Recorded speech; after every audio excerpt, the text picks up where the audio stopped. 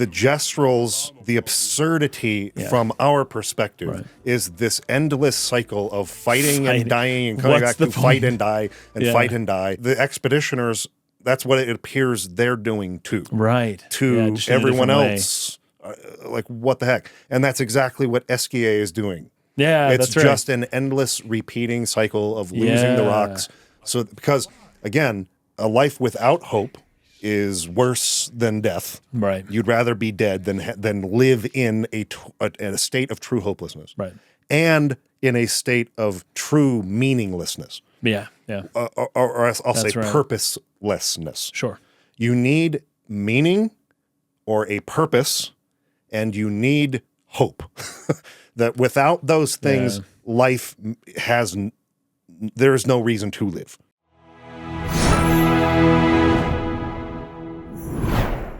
Welcome back to the State of the Ark podcast. My name is Mike. My name's Kason. We are doing episode, is this 3? This is episode 3. Technically 3 of our Expedition 33 story analysis series here. We've been talking about some fascinating things pre-show that kind of want to touch on. It's just kind of cool. It's a little bit diving into the lore, which we don't tend to do, but it's cool details. And we've been struggling this entire time to figure out what's the deal with the sun.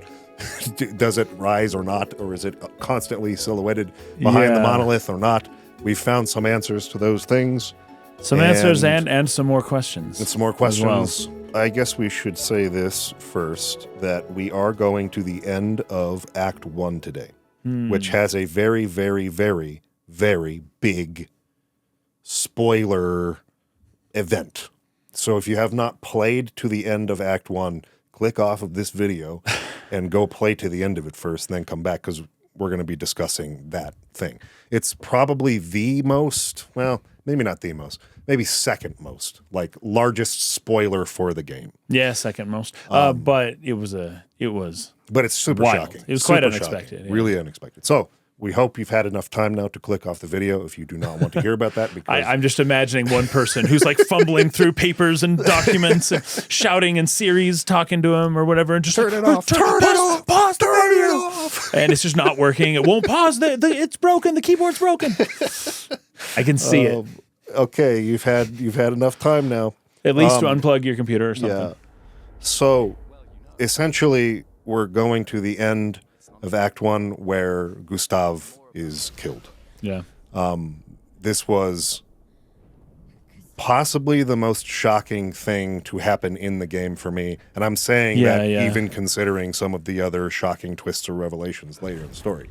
Right. This, to me, this moment was the one thing I truly did not ever expect them to do in the game. Right. I thought it was handled extremely well. Me too. Yeah. And it just put this big sort of gut punch moment right at the end of the first act that I thought was spectacularly executed. Yeah. So that's what we're building up to. We will be going through the ancient sanctuary and the Gestural village. After that to Esquier's cave. Yep. And then after that to, forget the name of the area. Hold on, I'll get it. It's called... one second. So bad with this. Stone Wave Cliffs. But there are a lot of other little things you can do, kind of side content in between that, and some of that might be worth talking about too. Okay. So, where do you want to start?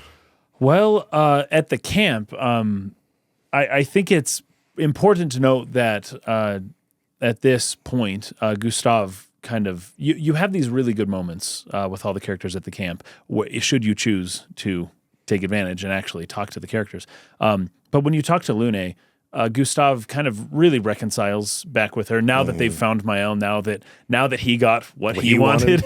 He's like, okay, now it's time. Let us return to the path. I now believe again. Everything is good.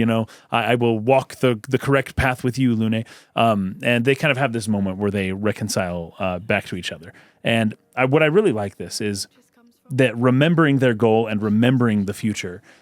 Remembering the future is an idea that I've really liked recently, I think. The idea that your memory isn't just something that works in the past, that memory is something that can shape the future or move towards the future, or you can remember the future, and that's what kind of helps to bring it about. So his remembering of the goal, remembering of the ideal, right? So in the present, it was go save Mael. The past is protocol, but the future is the purpose. It's the reason, right? And he had forgotten the future. He was just concerned with the present, and he didn't care about the past. And the future is like, I don't know, he was basically ready to end it all. So that's not a concern of his either. It's just the present. And finally, now that his present need has been satisfied, he is finally remembering not just the past, but he's remembering the future now. And that is what's going to bring, the group back together. Because Mael wasn't quite as... I want to say not quite as, she doesn't seem quite as traumatized. Yeah. Right? Now, she's not happy about any of this. And of course, they had the whole conversation of like, whoa, I thought I was okay with death, and I'm not. This is not fun.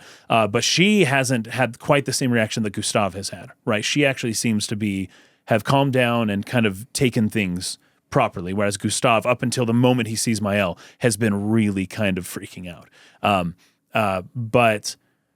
So she kind of is still wanting to focus on the future, right? It was mostly just Gustav that was kind of lagging behind a little. But between her and Lune, now he can, step up and be the leader he was born to be. By the way, why can Lune fly?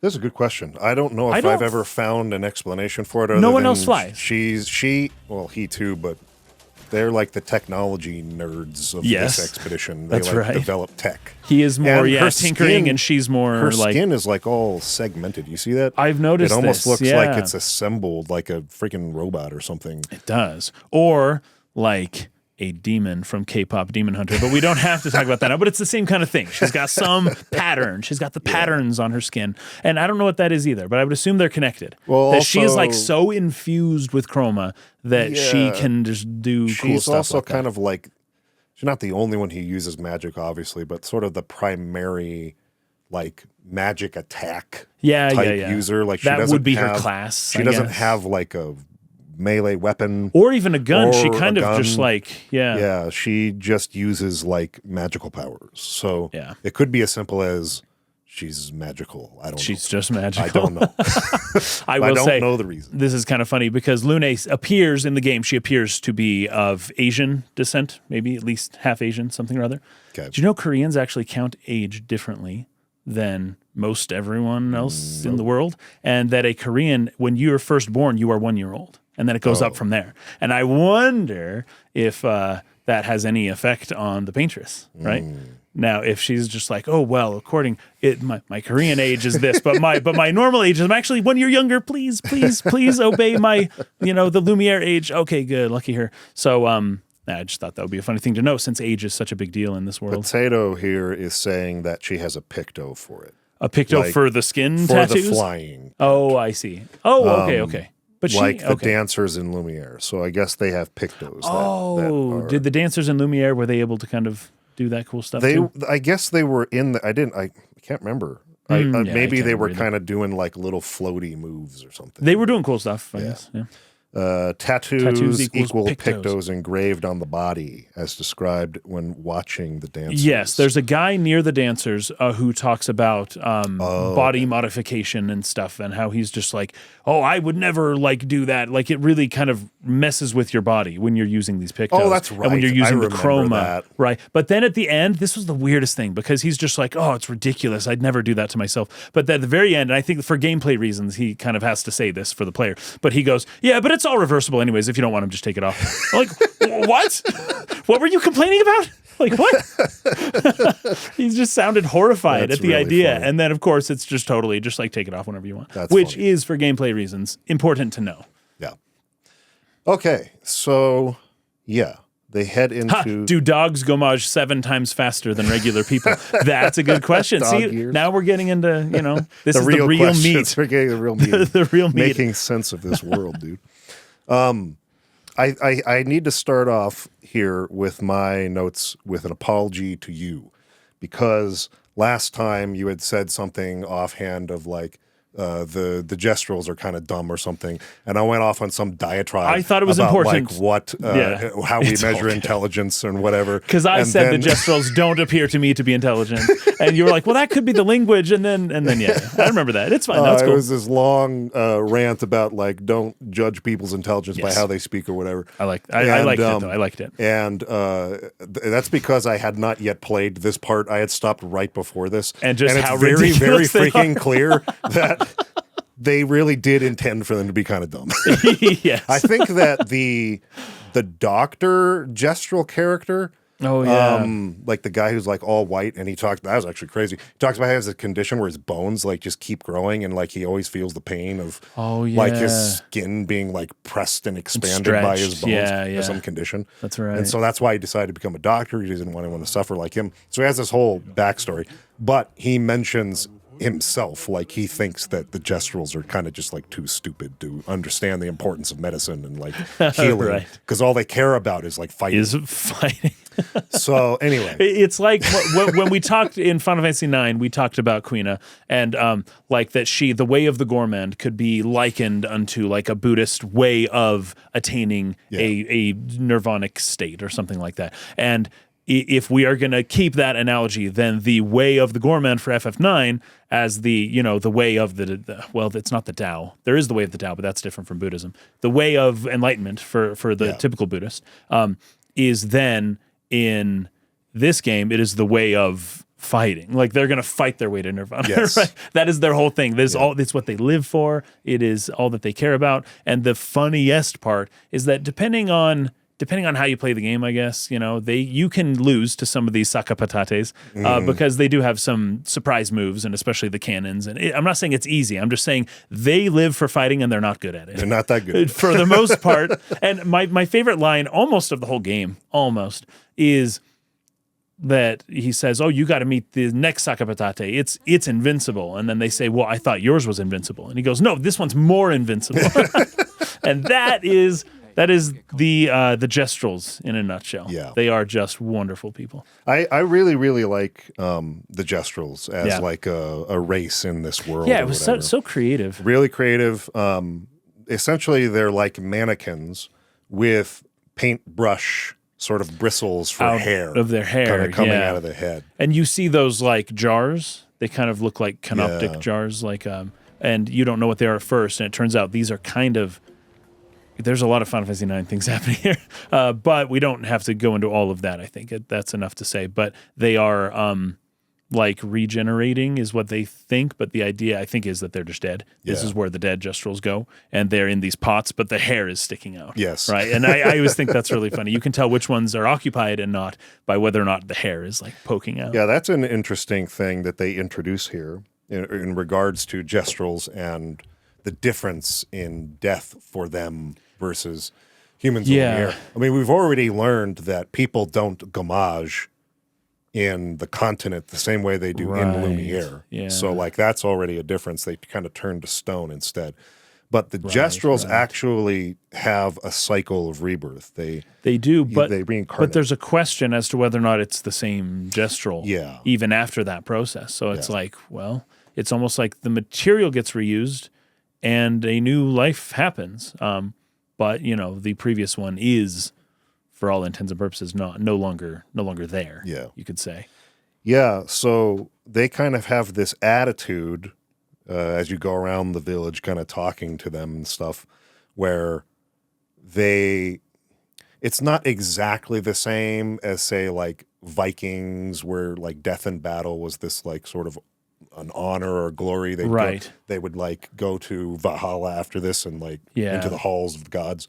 But the idea is they're not afraid of death in battle. They actually kind of seek it out because they know that they'll come back again. Very good. Yeah, so that's true. They have a culture that's kind of a warrior culture, even though they're not. And that's kind of the fun thing about them. They're not necessarily great warriors. Right. Some of them are.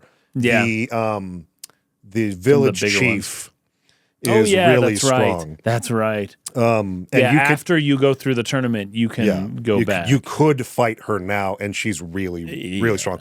There's a point later in the game where it's like more I guess it would be like more manageable to actually fight her at the level you would be late game.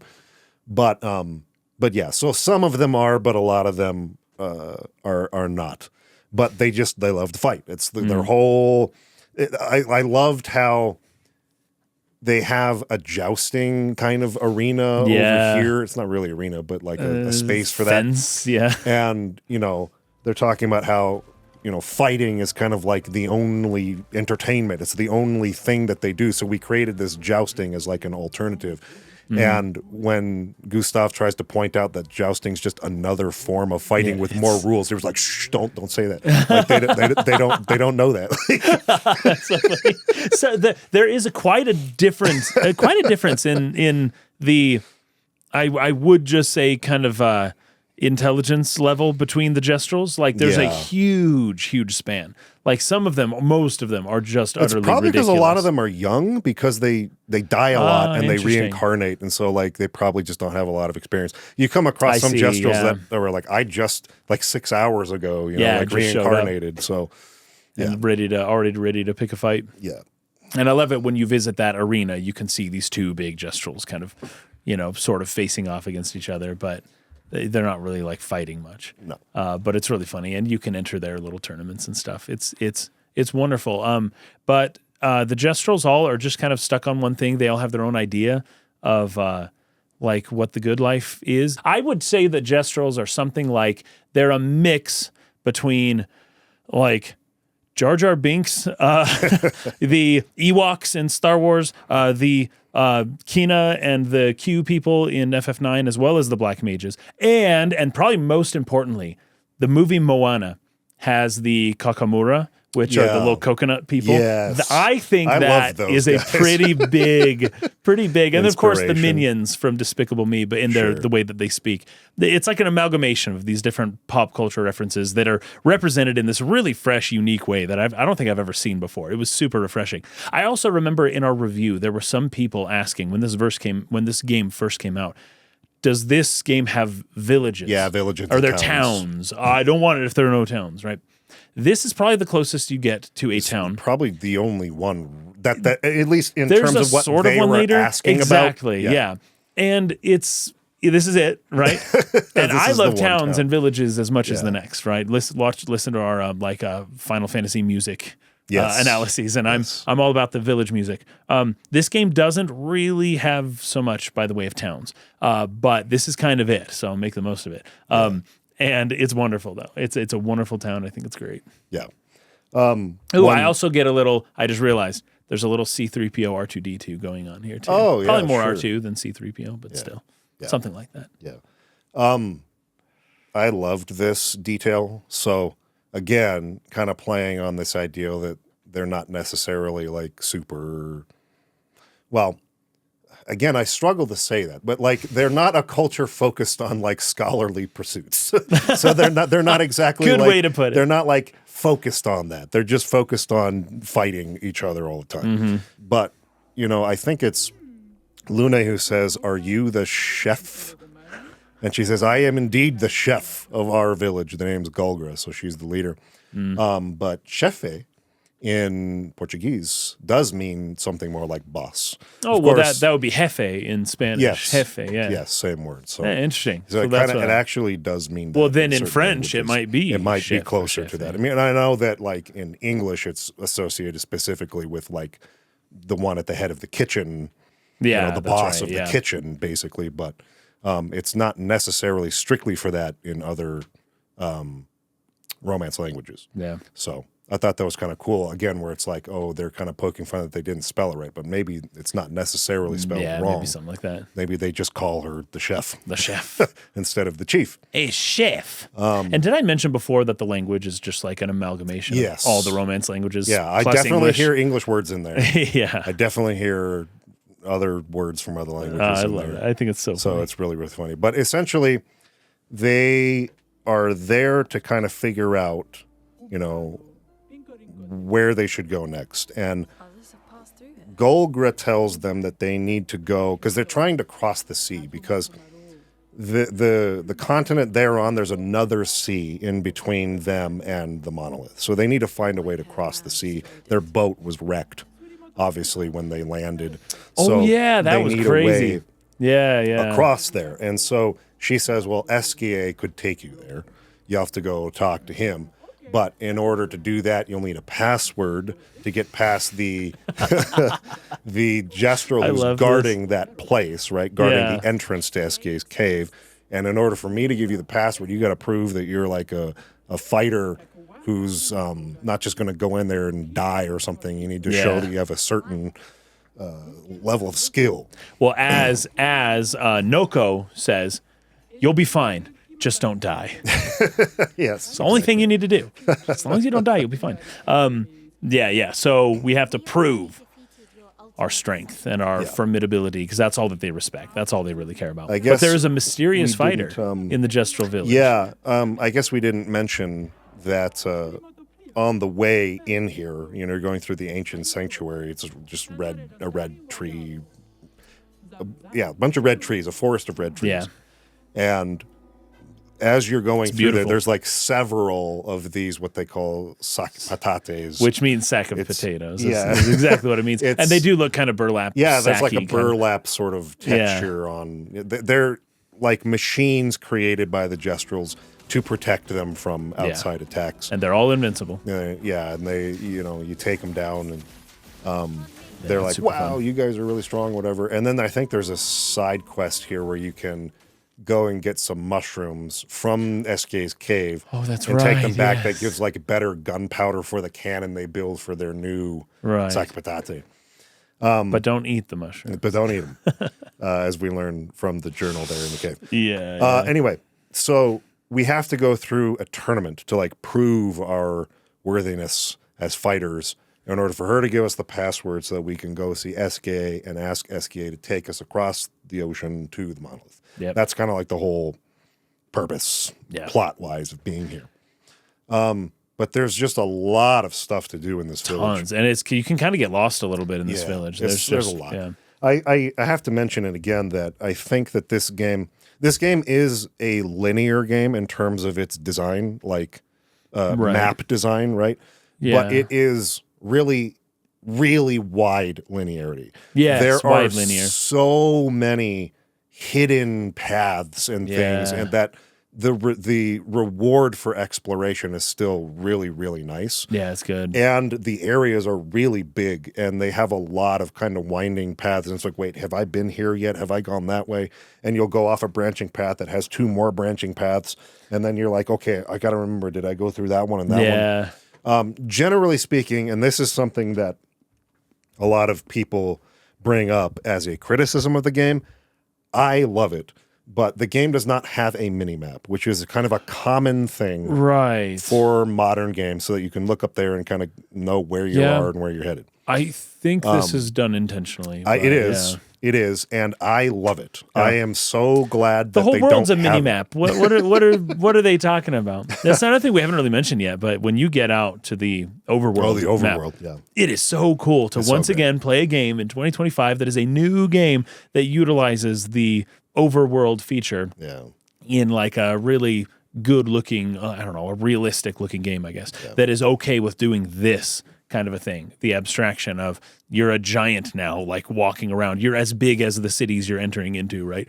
But it's okay. And what's really cool too is that you, instead of random encounters, you can see the enemies, right? Yeah. And they don't, in the game, if they see you, they'll run after you. But on the overworld, they kind of just like leave you alone. Like you have to run into them and you initiate the battles if you want to fight. If not, it is very easy to avoid enemies on the overworld map. And also all these things that you're talking about, these hidden treasures and things that you can find all around. I think it's really cool. It's really fun to be able to just go around, and I'm fine with not having a world map. There is a map you can pull up, right? Yeah. That shows you stuff. It's mostly shrouded at the moment. You don't see everything. When you're on the world map, you can press, I think it's up on the D-pad to bring up a map of the world. The whole map. And I remember doing that a few times, but there is no mini map. I do see that with radar and all that. When you are in an area, so when you leave the world map the overworld map into specific areas like Ancient Sanctuary or Flying Waters. Flying Waters, yeah. They don't have maps in those areas. Right. So like there's no map you can kind of pull up to like get a beat on where you are. I love this because I remember as a kid playing games where you kind of had to draw maps and figure out where to go. You had to like learn the world. You had to like read, you know, the landscape and I remember that landmark. Yeah. And it created some work you had to do on your part in the exploration to where you really felt like you learned the map. You learned the world. You knew where things were. Exactly, intuitively I feel without like, relying on the radar or waypoints or any of that stuff. Yeah, I feel like with the modern conveniences of waypoints and compasses and mini-maps, I have found myself really learning the worlds, like the landscapes and geography of game worlds, far less. Like I don't feel like I retain them and know this is where that's at, this is where that's at, because I'm just relying on those tools to guide me where to go. That said, I think it would be fair to say that those who maybe have trouble with direction and things like that you can get really, really lost in the game. And so if you're not aware of this, just know the correct path forward is basically always lit by lanterns. So anytime you don't know which way is the right way, if there are lights or lanterns kind of lighting a path, that's the one that takes you forward in the story. It's not like a side area where you can go get treasure or something like that. So if you are struggling in the game, you're like, man, I don't know where I'm at. I'm so lost. If you see lights or lanterns down a path, that's the way forward. So they did throw that in there for people. Also, if you want to wear that. If the enemies are just getting a little too hard, turn around, backtrack a bit. You might have taken a wrong turn. Anyway, so I really, really like that a lot. But this village is huge. There's so many different characters to talk to. You got like the casino freaking area where the guy's like building the casino. You have that area where it's like there's no rules. It's like an off-limits fighting area. Where it's like the dangerous part of town or whatever. There's a bunch of scaffolding you can climb and find different treasures or other characters. They have like their marketplace where there's a lot of little funny scenes that happen there too. Yeah, tons. They try to jump you at one part and you beat them up and then they, will trade what they have with you. There's kind of a lot to talk about. I didn't necessarily take any specific notes on that stuff other than just being so impressed, I guess, with how much the developers filled this world with. It really, really feels very vast, even though it's a linear game, right? I think that as far as wide linearity goes in game design, this is a great example of how to do it the right way, to make it feel like the world is very full and lived in, and to make it feel like you're not moving through a hallway forward, say in a game like Final Fantasy X or Final Fantasy XIII, but rather one that feels wide and big, even though it is technically kind of linear. Yeah. We did skip something that I want to go back to here in the Ancient Sanctuary. I believe this is the first time that you come across the little boy without a face. Yes, that was actually one of my notes, Let me see here. I think now, depending on which conversation branch you choose, you cannot speak to him again. Once he's done talking, different you can't go back and dialogue see trees. Yeah. If you were so I wonder what you'd said. If you were to turn the game off, sure, there's ways to do it or right after talking to him, before the game has a chance to autosave, to save again, and then go back, and maybe you could go and look at the other. What do you call it? The other dialogue paths. Yeah. Okay, here we go. The specters encounter. So you'll find many of these characters. This boy, similar to the curator, is missing a face. Yeah, he's missing a face. Yeah. There's a similarity there between those two characters that might be worth like taking a note on here. Yeah. But we'll find more than just the little boy. There are other characters similarly missing faces. They're called specters. And so the Ancient Sanctuary is the first encounter, I believe, with one of these specters outside of the curator, I guess, if we're going to call him one of them. And he says, another expedition, 33. Gustav says, who are you? The boy says, me, a dream, an illusion. I don't really remember what I did all of this for. And what did I do all of this for? Yeah, what did I do all of this for? That's just interesting. I miss laughing with everyone. Mm-hmm. Gustav, who are you talking about? And this is, of course, depending on which dialogue you chose. I choose, who are you talking about? And he says, re, and he can't remember the rest. Names, yeah. And then Clair, and he can't seem to remember the name. What were their names? Why do I forget? Everything is washed away. And then the boy has gone silent, like you're saying. Yep. You can't continue talking to him there. I'm just going to flag this and any encounter with this boy as very important dialogue to really pay attention to. There are two other instances within Act 1 where you can talk to this boy. Okay. Of course, at the Stone Wave Cliffs, which is the final area that leads to the end of Act 1. But there's also another optional area called Yellow Harvest that you can visit too. And he can be found there as well. I know that we're kind of at Ancient Sanctuary Gestural Village. We haven't necessarily finished that section yet. But because of talking about this boy, this specter, I want to jump over to Yellow Harvest just real quick because it's an optional area. If you did not go there, you should. You still can later on in the game.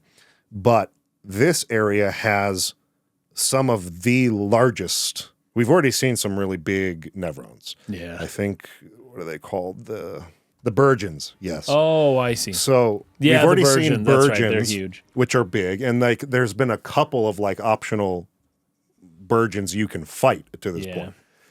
But there's even larger Nevrons. Crazy large, huge. Like as big as mountains, basically. Basically. And when you enter the Yellow Harvest, you see one of them up on the mountain.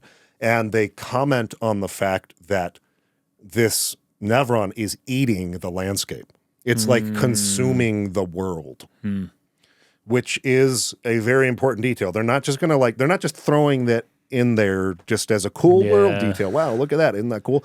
There's a reason why they are consuming the world here.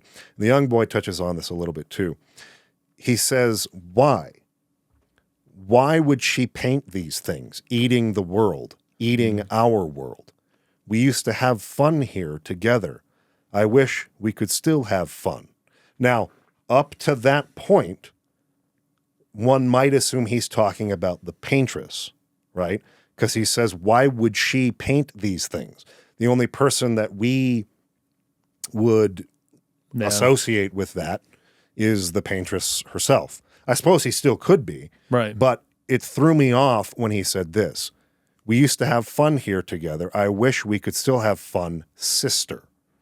So he's referring to whoever painted these creatures, consuming the world as his sister, someone he used to have fun with here, and who is apparently painting things to try to eat or consume the world here. Interesting. So you can try to communicate with the boy at that point. He ignores you as if he does not see you. Yeah. So we have a couple of instances here of erasure of this world, forces in the world trying to work to well, the word gamage we've already talked about is erase. Yeah, that's right. So the gamage itself is trying to erase people from the world. Right. Then you have these Nevrons that are trying to, literally eat it, to destroy it that way. Right. They're just consuming, eating the mountains, the landscapes, things like this. And as we get into Act 2, and we can kind of move around the world a little bit more with SKA once he gains his swimming ability. Oh, yeah. You'll see a lot more of them. There's a ton of them out in the eastern side of the map, kind of along the eastern edge. There's a whole bunch of these things out there.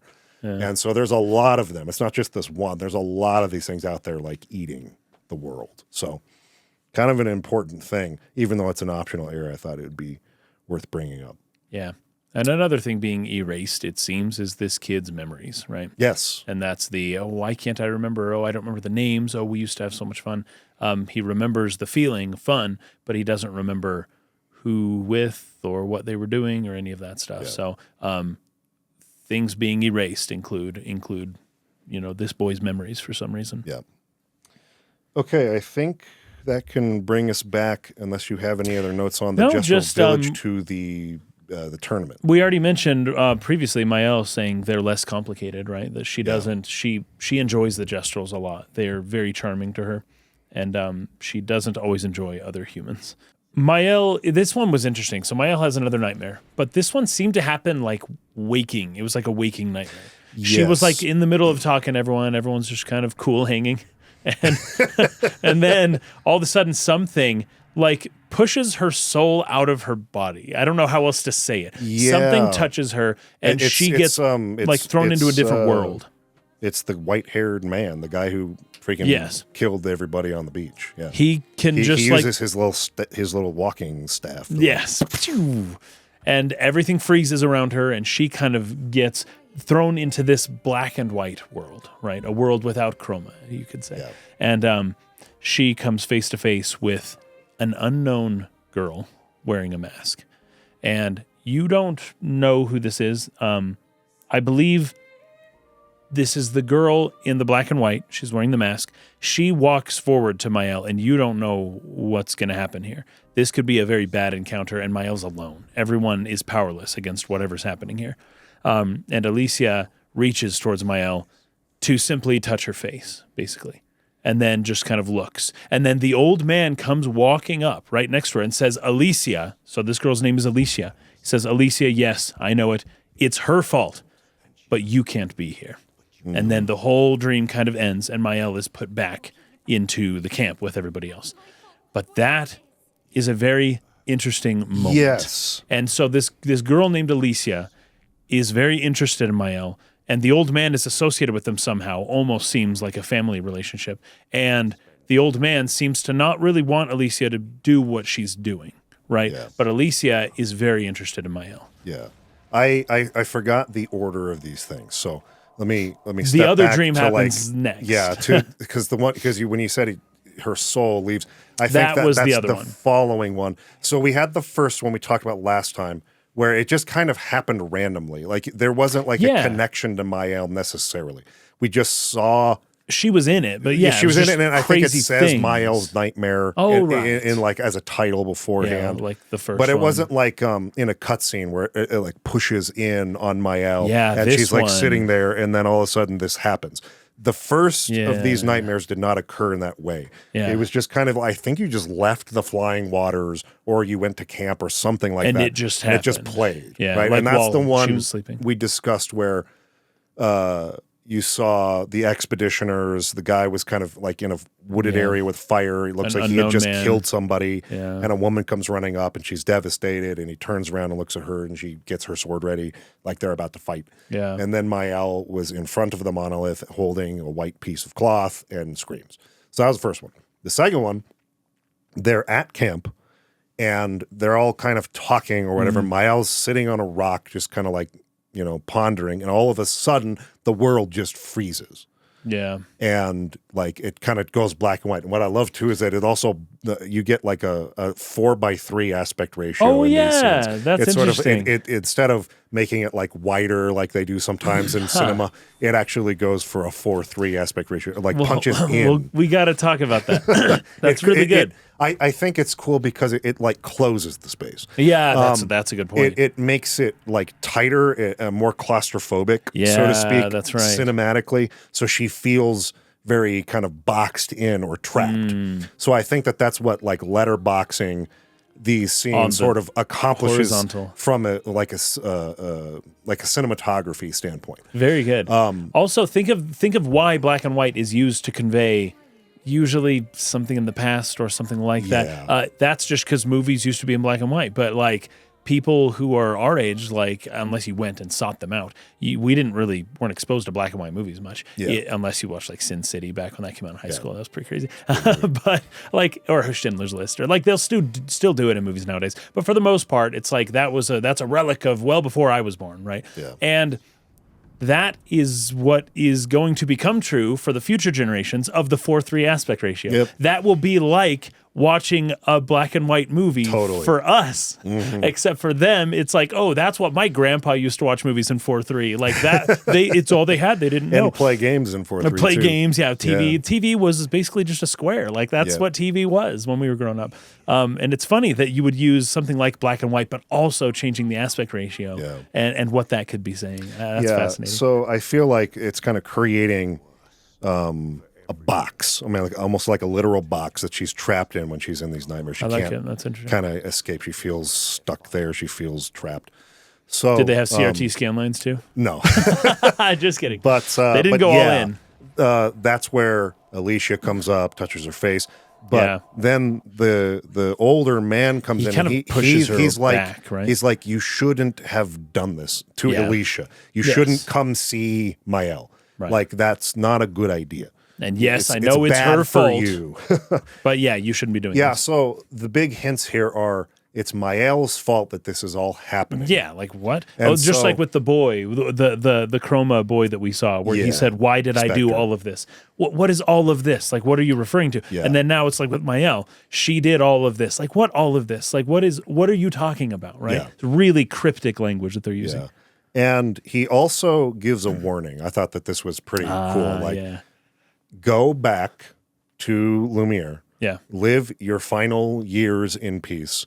But this is the only warning that I'm giving you. Like, if you turn around and go back, doesn't have to be this way. But like, I'm going to freaking kill you if you continue.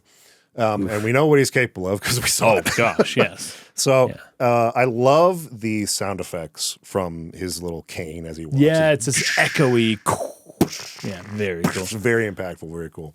Yeah, it's almost like every time he comes around, you know, it's almost like Jurassic Park with the T-Rex, the little thunderous kind of like footsteps that like shake the water. It's a device kind of like that. Yeah. Where like the signal that, oh crap, that guy's here is when you hear that like cane hitting the ground. Yeah. So I like how they've kind of set that up as like a foreshadow. The characters go, oh no, like danger is like approaching. This is really bad. Leave right now. They've set that up really well.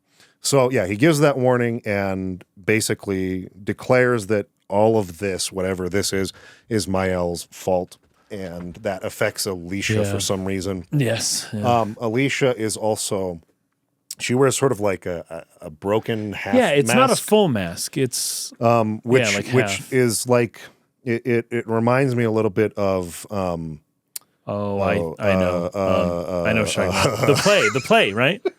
The musical Phantom of the Opera. Phantom of the Opera. That's it. Yeah. Same thing where it's kind of like the half of the face is sort of covered with the mask, and you can see you can see now in the cutscene that she's burned. She's quite disfigured. Alicia is like disfigured, burned. Her face is all burned, and well, I guess I'll talk about that part later. I was going to make a connection to something we've seen already, but I'll hold off on that just in case. Fair enough. We will see them again in the next Miles Nightmare before the end of Act 1. There are several other scenes you can get in camps that are missable. It was suggested to me while I was playing that you should camp more often than you think. Okay. In case you might miss some dialogue. So I decided to do this as much as I could because I knew what was coming at the end of Act 1 with losing Gustav. This is my last chance to get like Gustav's time with dialogue, right? Yeah, right. So I wanted to try and see if as much. Well, I may have missed something then. So did you see the next continuation of the first nightmare where the woman who came up and sort of faced off against the man in the burning forest, they ended up fighting and she dies. So he murdered both of them, the man and the woman, in that forest. Oh, yes. So you know what's funny? Yeah. I don't think I saw that this time, but I remember that from my first playthrough. Yeah. So their next nightmare is sort of a continuation of the first one. Yeah. But there's also the scene where the old man comes and he touches her with his cane, and there is like a split of like her soul coming out of the body.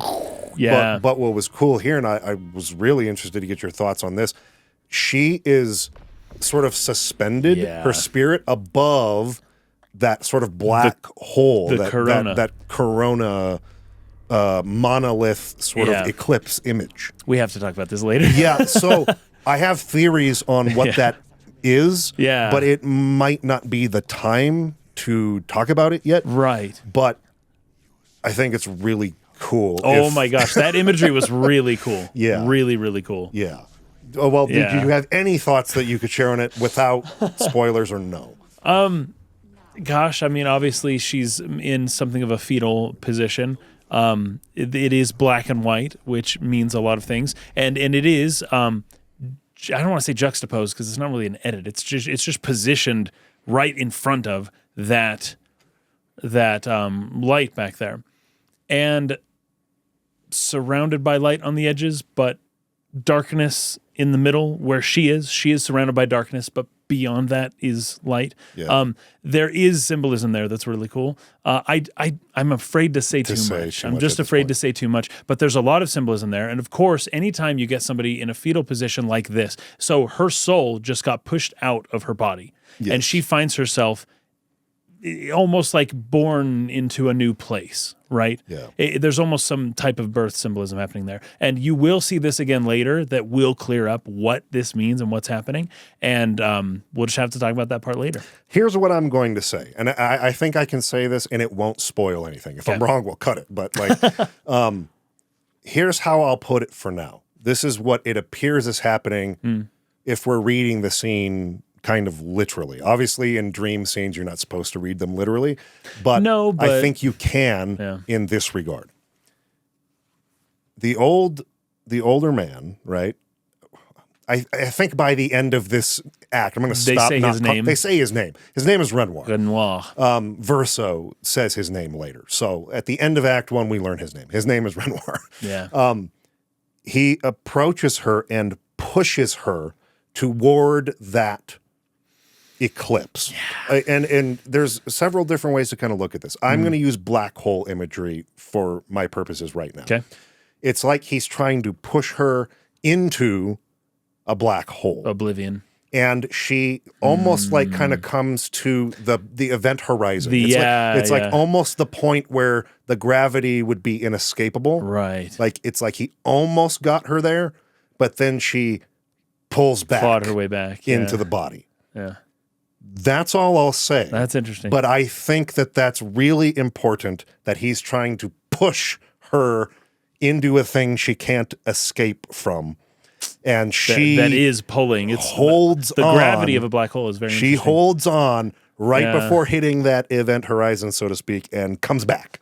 Despite his like push, she fights her way back in.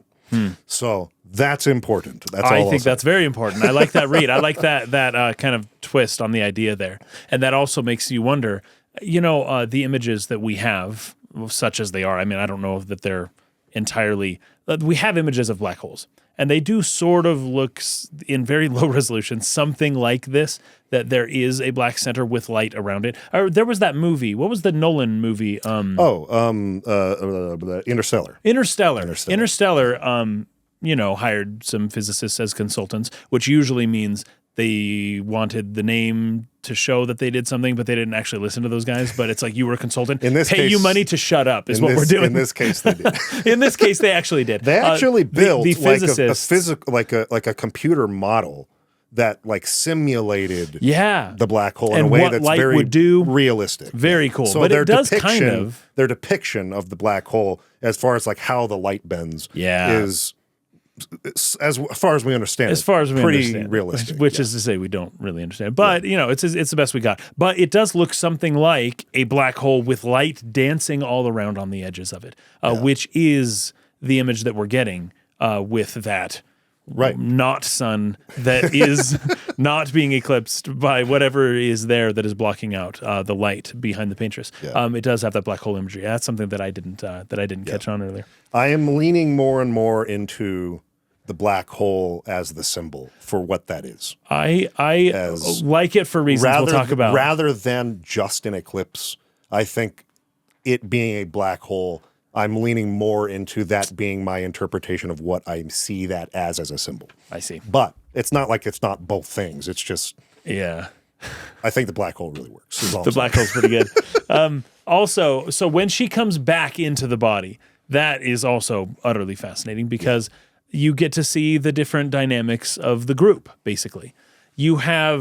She just all of a sudden out of nowhere, she's just doing nothing. And as far as they know, she was just chilling, doing nothing the whole time. And all of a sudden she just begins hyperventilating and freaking out. And everyone's just like, Mael, you okay? And she's just like, I don't know, like something weird just happened. And so everyone kind of crowds around her and she talks about this dream that she's had. And it's like, this isn't the first one. I've had several of these dreams and I'm seeing that man again. And then, so it's like, oh goodness, that's crazy. Okay. All right. And Gustav is very nurturing towards her. He wants to take care of her at the expense of the mission. And Lune wants to accomplish the mission at the expense of whatever someone's feelings might get hurt. It doesn't matter. So as soon as Mael begins hyperventilating and saying some of these things, Lune's like, gets out her pen and paper and she's like, and then what? And Gustav is like, Lune, chill. Like, she's just a kid. She just had a traumatizing experience that I don't even know what happened, but like, let's let her rest first. And Lune's saying, no, dreams are weird. Like she needs to talk about it while it's still fresh in the mind. Otherwise she'll just forget it. Right. Yeah. If it's like any dreams I've ever had, it's like you forget 99% of it by the time you wake up. And that 1% is really hard to connect to anything else. And you end up just kind of forgetting the whole thing. And so Lune is like really wanting to write it down. And Gustav is like getting really upset with her. And Gustav, once again, he just wins. I don't know why. Gustav wins, and everyone else loses. He gets his way. CL is kind of on her side. You're right. So she is there at that point, which we haven't talked about yet. But they're both like, hey, like, chill. Fair enough. And CL's pretty relaxed. She's not as uptight. If I was to throw the uptight label on anyone, it would be Lune. And I think they even kind of joke about that a little bit in some of the camp scenes. That's just how she is. But also, she is trying to accomplish the goal that no one else seems to care about except for her. Of course, she has her other reasons, science reasons for wanting to discover the secrets of the universe and whatnot.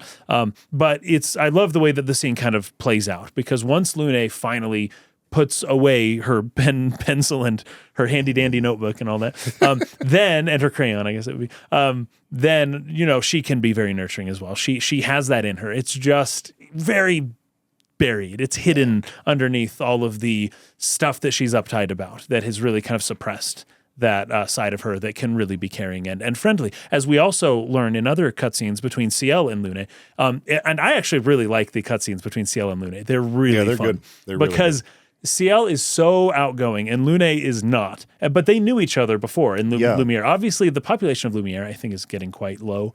I think that, I don't know how many people live there, but for the most part, everyone kind of knows each other. I think at least it kind of seems that way. At least everyone in this expedition seems to know each other pretty well. Yeah. And so CL is kind of taking the initiative to like step up and like, hey, let's be friends, right? And that's an awkward thing for especially someone like Lune to do, but it's an awkward thing for anybody to do. And I love the scenes with CL where she is really trying to like, hey, Lune, you don't think you need emotional support, but just so you know, you do, and I'm here to help you out with whatever you need. And Lune, of course, maybe later on kind of takes advantage of that a little bit more.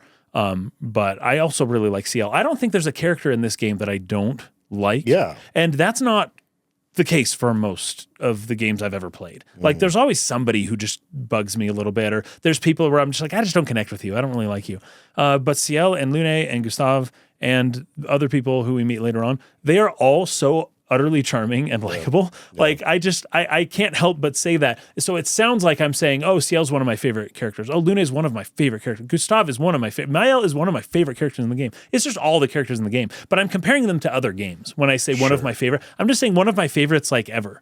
This game has some of the best characters of any game that I've ever played. And they're all just very well written and very human and very, personable. I really like them a lot. But speaking of characters, we do have to get along and to meeting Eskia. CL. We haven't even gotten to CL We haven't yet. gotten to CL yet. We're still in the village. Oh my gosh. you enter the tournament. You enter the tournament. And you fight through several rounds there. Yeah, and you don't know who the mysterious, person at the end is, but they hint that it's not a Gestrel. This is something that I was thinking about a little bit. Like, this isn't necessarily something I've seen people levy as a critique of the game per se. It's just something I've seen people being confused about pretty commonly. And that is not really having a good grasp of who the other expeditioners are. Like, yeah. That's fair. That's fair. Of course, they spent a lot of time with Maël in Lumiere. Maël. And Sophie. And Sophie. But like the other expeditioners outside of even some of who become main party members. Yeah. Like Lune, obviously, you pair up with really quickly. And so like you're getting to know her quickly. And for whatever reason, I remembered Lune. When I first played the game, I remembered talking to Lune. Yeah. But I didn't remember meeting Ciel, even though I did. She's there, but same. I did not remember her. Yeah. And I remembered a lot of people were telling me that when they first got to the scene where Gustav is going to like shoot himself, that there's that girl who's right next to him. He sort of sits down next to her. She's dead. Oh. And people were saying, oh, I thought that was Maël. Who that girl actually was the one that was with the black guy who offered him wine, like right when he arrived at the party. That's right. The other girl. That's right. So she was that girl who was with that guy. Yeah, and that's the guy you saw him die. And he died trying to help Gustav as they were trying to like escape the beach scene. So, and then, there's like the leader of the group. There's a lot of expeditioners. And again, I don't think this is necessarily like a criticism because I understand it would be really hard to like give you an introduction to each of them the same way they did for like Maël or something. Right. Yeah. Like that's a lot of time to get to know a lot of people before like really getting into the game and the gameplay and like having it move. So I understand that the concern might be that it would really hurt the pace if they tried to do that. It would at the beginning. Maybe they would have some scenes on the ship while they're like crossing the sea where they're like talking or something and you're getting to know them better just so that you can recognize who is who. Yeah. Now, I'm not saying this is what they should have done or something like that. What I'm saying is when Ciel has her moment of reveal in the tournament, it's like, I was like, I have no idea who this is. I have no memory of this person.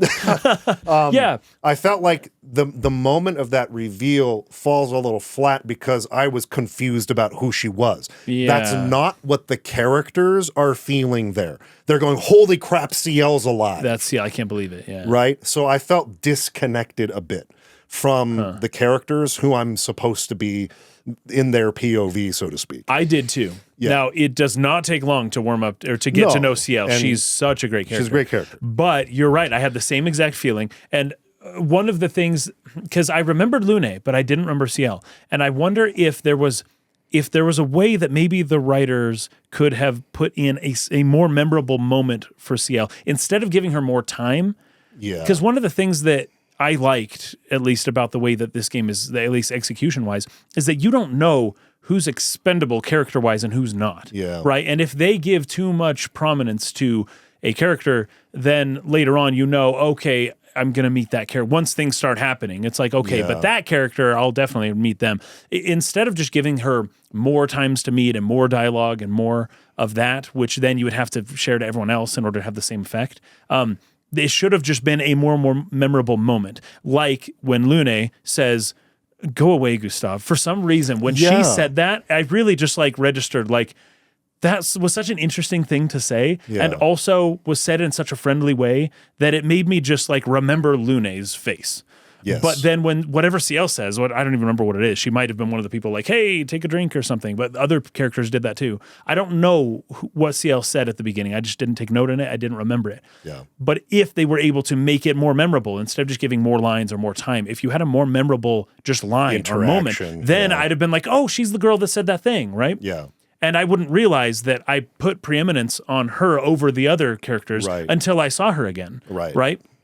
Anyways, that's hard to do. Yeah, it's not easy. I'm not at all, again, trying to like make a critique necessary with this. I'm just kind of pointing out the fact that that was my experience, and it seems to have been the experience of other people. Yeah. And it's not an easy fix. It's, I understand, like, it's a writing problem that, like, doesn't have an easy answer, because it's like, do we sacrifice pacing for like a stronger introduction to this character? Does that jeopardize other things? But like the fact that she's one of the dancers, I didn't know that until this third playthrough of the game, and when somebody in the chat pointed it out. Like you can't necessarily get close enough to that stage. I guess maybe you could, to where you would like recognize who the dancers. I just saw them as like random girls up there dancing, right? But the fact that CL is like the lead dancer on that stage is something that had to be pointed out to me by the chat, not pointed out to me by the game. By the game, yeah. And so the result of that was the moment CL is like the final boss of the tournament. It wasn't much of a reveal. It wasn't this big like, oh wow, that I think like it was kind of meant to be for the characters to realize, oh my goodness, this person we know well and who's a part of our team and who we have a bond with is still alive. That's great. What are you doing here fighting in this gestural tournament? Gestural tournament. And she's like, well, I just thought it'd be fun, you know? That is her character in a yeah, nutshell. I mean, like, great. This is not a knock on the character at all, who is amazing. Oh, and such a good character. There's so many good and here's the interactions later. But. One of these scenes that I remember so well, actually this might not happen until a little bit later, but I remember CL says the line, friendship is thirsty work. That's the kind of line that I'm talking about when I say a memorable line. Yeah. Friendship is thirsty work is like, I will remember that forever. That's great. And this game, and it's one of the few lines of this game that when I'm 55, I'll be like, oh yeah, that's the game where that one line happens by that one character. If a line like that had happened earlier, it would have gone a long ways to helping this moment to land a little bit better. But either way, at least you know it's an expeditioner. It's like, oh, another human. Basically, there are no humans. So at the very least, it's a human and wearing the uniform. Okay, great, an expeditioner survived. Don't remember which one, but one of them survived. Yeah, so it's still it's not nothing. But, you know, it could have been a little bit more. I would say the same thing for the guy who like gets killed at the indigo tree. Like there's just one expeditioner there who just gets like smashed immediately. It's like, don't remember who that guy was. Yeah, don't remember. Sucks, I guess. But that's fine if for pacing wise, if we didn't take time to get to know someone who is just going to die. Anyway, just thought I would point that out. It's something I've kind of seen commonly among other people too. But this is another new party member. Her mechanics I found to be a bit convoluted from the like tutorialization of it. Yeah. Where and I this was true of a lot of other people who were in the chat of my stream as well. Like I felt like maybe I'm not using this character right. Almost the whole game. Yeah. I'm not saying it's like super complicated necessarily. Yeah. It's almost just like the way it's explained in the tutorial made me kind of go like, I feel intimidated to try this character. I don't know if I'll use her optimally. I'll kind of set her aside for now and maybe come back to this later. And the tutorial is totally optional because it's right when you win the tournament and then you're going back to talk to Golgra again and it just kind of pops up. Do you want to like do the tutorial for CL right now? Yeah. That you can only do it now. Right. If you don't do it now, you can't do it later. Yeah. And it was like, okay, there's like this foretell mechanic. And like the day, like the sun and the moon, day night kind of like thing where it like consumes foretell with this, but it like casts more of it with this. Yeah, you can fill it up this way and then consume it that way. Okay. I felt the same way. I got the hang of it by the end of the game, but it's almost like, you know, have you ever played, remember the first time you played, I don't know, Settlers of Catan or something like that. Like a game that is, someone will tell you the rules for like 15 minutes and you'll be like, hey, and basically what happens is just you'll get the hang of it once you play it a little while, right? You'll figure it out as we play. Just try it. I feel like that's kind of how you have to approach CL. It's like they'll give you the tutorial, but you just kind of a few hours, you know, you just got to. And you're right because as the characters level up, the mechanics get more complicated with Yes. their attacks and the different attacks they can do and what rules. And CL probably has the most rules of when she can or can't do certain things and when they're effective or not effective against certain characters or certain enemies. Then it's like hers can get even more complicated. But, I was able to figure out at least a few moves where I'm like, okay, I'll do this and then this and then this and then this. And then that works. But all the other ones, I don't really use them as much. But this one's really good against the dark type Pokemon. And this one's really good against the light type. And this is how I use the character, Sure. And so that's more or less how I kind of went about it. You just have to get your hands on it. Yeah, and I love complicated battle systems. This game does... it's not just the system, it's each character has their own system. And that's where it can become a little bit complicated. But I feel like they introduced them in a proper way. And while I probably never use CL to her maximum potential either, you do get the hang of it after you play for a while. Enough to at least be successful in most fights. Exactly. But yeah, I don't think I even started using her until well into Act 2. Well, my first she is good against dark enemies. And that was why... but so is Verso, and so by the time I got Verso, it's like what's the point? Yeah, but in that area at the end of Act 1, there are some type that she's quite good good against. That's true. But they're also the flying type of Pokemon. I've been playing a lot of Pokemon lately. Yeah, kids getting into Pokemon. Yeah. So you end up just kind of doing headshots over and over for all those. Yeah. But she's quite good at that. All right. So from there. You go back to Golgra, who gives you the password. The password, which is yell this as loud as you can. You have to yell it loud. No, did I mention you have to say this loudly? Get out of my way! You gotta shout, get out of my way. That's the password. And like, what? Like, gestural are just the classics of gesturals right there. Like, just classic gestural right there. So we're like, hey, great. All right, so now we can kind of go past the village and make our way to Esquia's cave. Yep. On the way there and in the cave before we get to Esquia, Mael keeps making these remarks about something like deja vu, like these lanterns that, I don't know why, but these are interesting lanterns. I feel like I've seen them before. And then we keep moving along. There are several moments where Mael keeps bringing up, she's having deja vu about certain things, like in the Flying Waters, that monster. She's like, that looked familiar somehow. Go Blue or kind of confused. The boss, And so we get to the place where you have to give the password. And I love these moments because you can almost kind of feel what's going to happen. You almost can guess how this is going to go, knowing gesturals and how they are. But just to watch the scene play out is just a joy. It's just fun. Yeah. So Gustav is selected to shout the password. And he's like, why me? And they're like, well, you have the loudest voice. And I'm like, okay, I suppose so. Like Lune, no, Maya. Okay, maybe CL, but it's Gustav. Fine. So he's got the loudest voice. So he gets all ready and he's just like breathing. There's a big gestural, right? It's a big guy. So maybe he's going to want to fight again. Like, okay, great. So if this goes wrong, we're going to find ourselves in a difficult fight. So he shouts, get out of my way. And the gestural is just like, geez, you don't have to be so mean about it. All right, I'll move. I'll move if you want me to. And goes and stands aside. And Gustav is like trying to apologize and is just like, look, we were told by the chef that that was the password, and that's why I said it that way. And the guy's just like really offended and sad.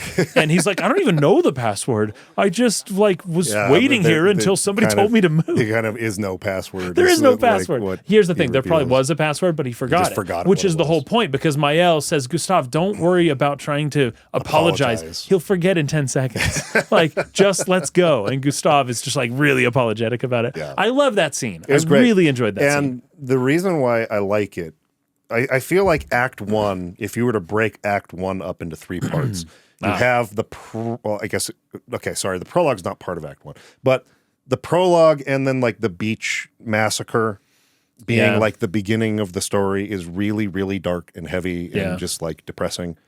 And then you have like the lead up to like the suicide scene. But then like as you get into this part of the game, you get a lot of lightheartedness, a lot of warmth, a lot of bonding between the characters. It's like the whole middle of Act 1 is sort of a reprieve from that heaviness. from earlier in the story, which it really needed. You needed some release of that tension. Yeah. I feel like they did a really good job of navigating that. It's a perfect time to bring in the Gestrels. Yeah. A perfect time for the characters to start gelling together, and teasing each too. other, is so bantering, funny. and then right up through Eskier's cave. Yeah. It's all really hilarious. Yeah. Right before they send you to another really depressing, dark sequence of the story at the end of Act 1. So again, they have this sort of nice, these hills and valleys. The dynamics, and the emotions that they're kind of delivering to you. So I feel like they're navigating that quite well. I think so too. But Eskier is a hilarious character. I love Eskier. I love this character. Fantastic. So we get to Eskier, and this is so weird. I didn't. This will have to be talked about later, but even I kind of am raising an eyebrow at exactly what this means. But Eskier looks directly at CL and is like, "Oh, long time no see. Like, good to see you again." And they're all like, "Do you know him?" And CL's like, "No, I've never seen this guy before." And Eskier is talking to everybody, I guess, about like what is it? I've got the dialogue here. Okay, go ahead and read it. It's just really good. It's really funny, but there is one really important thing to mark here, like an important kind of plot detail. So like the first thing so he says, "Whoa, like bonjour mes amis," which I think is my friends, right? Hello, my friends. And she says, "Oh, bonjour mon ami, my friend." Yeah. Right back, and they're like, "What are you doing?" And she's like, "What? I don't know. He seems nice." No, right. So he says, he's huge, by the way. He says to CL, he like signals her out, like singles her out. "Oh, it's you. Hello again, my terrible swimmer friend. You finally come to learn to swim?" Okay, so remember how I mentioned before, we don't know how Gustav got to where it was. Yes. And also Maëlle, I guess somebody took her there because you saw her get picked up. Yep. But with CL, is it the case that Eskier found CL on the water and swam her to the Gestrel village to safety? There is more dialogue. Well, they do actually reveal for real, like in totality, in conversations with Verso at camps in Act 2. So we'll get to like the complete reveal of what happened here, but they at least hint at it in a lot of the conversations between Gustav and CL at the camps too. Okay. So this was not Eskier finding her on this expedition and like rescuing her from the beach or something the way that Maëlle was picked up and taken away from that scene. Right. Or the fact that Gustav found himself at a different place all of a sudden. Yeah. It wasn't something like that. This was another time before the expedition. Well, that's what it sounded like. Which is why this surprises her so much. Right. That he's referring to something really deeply traumatic and horrible from her past. Right. That I have no memory of you. How do you know about this? That's right. I remember that. Because he says, "My terrible swimmer friend." Yes. And she's like, "Whoa, what?" Yeah. Like as far as she knows, is the first time meeting this creature. And he's referencing probably the most traumatic thing that's ever happened to her. Now I remember the conversation with CL in Lumiere that night. Oh. Because she's drowning. She's just drinking a ton. She is drinking a ton. And Gustav is like, "Hey, and she said, I don't want to cross the ocean sober." That's right. Remember that? That's right. I don't want to be so, and because she doesn't like water. That's right. I forgot that. So now I'm remembering that. I don't know, for whatever reason, that wasn't as memorable a thing. Probably because it was just too cryptic. I didn't know what it meant. Right. In Lumiere. Right. And now it's like, oh, there you go. Okay. That's a very, very good point. So they did, in the first interaction with her, already hint at this traumatic thing that happened to her in her past. That she doesn't want to be around water. Let's just put it this way. For now, we'll return to this in the future. There was an event where she almost drowned. And she didn't know like how she was saved from that. She just kind of like ended up back in Lumiere, kind of the way Gustav ended up in a different place. And they talk about that in one of the camp scenes. Okay. Because they're dancing around the mention of suicide because they're embarrassed to talk about this. Right. So Gustav is telling her, "Hey, like, just so you know, okay, actually, that was a funny moment too. I forgot about this one. Yeah.